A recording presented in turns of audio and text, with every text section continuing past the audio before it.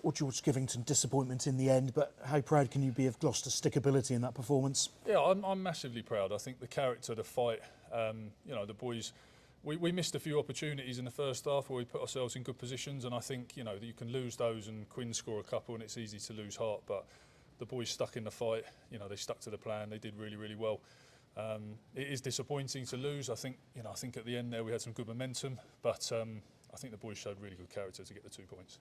In between, what went wrong? Because obviously, conceding 5 tries, yes, we know Harlequins are good in attack, but that wouldn't have been what you'd have wanted.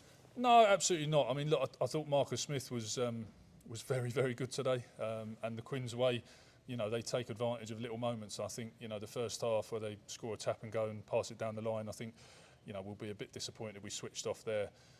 We talked about that all week, that if you switch off for a second, whether the ball's on or off the field, they'll take it, and they did.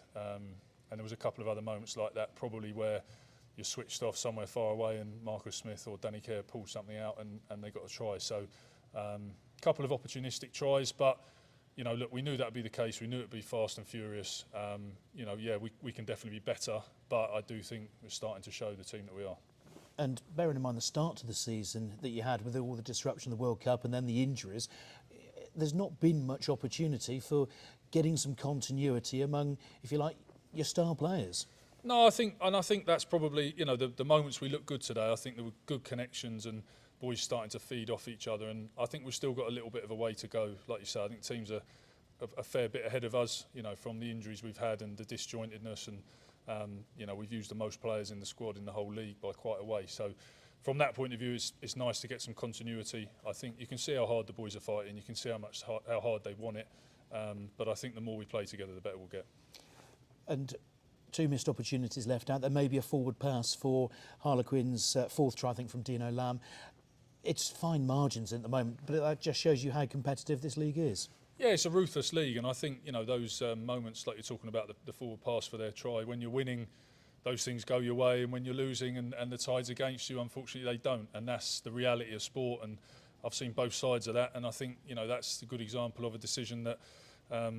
If you're winning and you've got momentum, it gets called back and disallowed. But in this game, we're having to fight our way out of it, and we will. But we've just got to roll our sleeves up even more.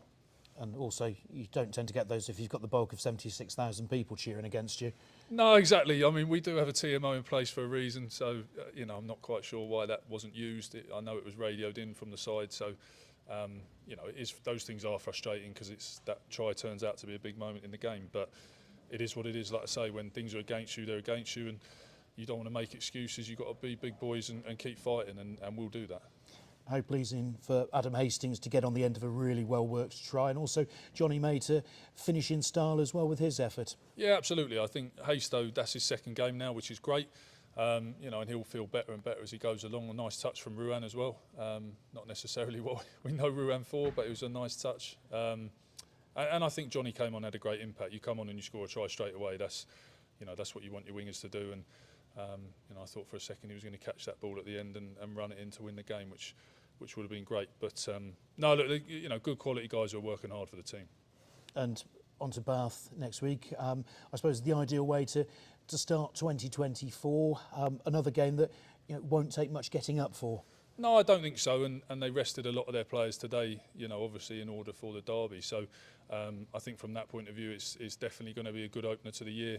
The Bath-Gloucester derbies are brilliant, and they're always very, very fiercely fought matches. So yeah, look, we've got a couple of days now. Obviously it's a Sunday game, so boys can recover from this, and then we'll get onto that on Tuesday.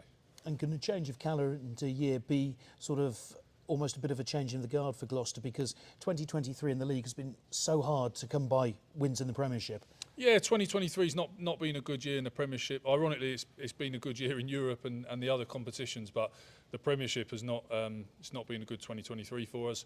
But I'm confident the way we're going. Like you say, we're actually as healthy a squad as we have been in the whole of 2023 right now. This is the healthiest we've been this week. So, I think there's lots to look forward to in 2024. George, thanks for your time.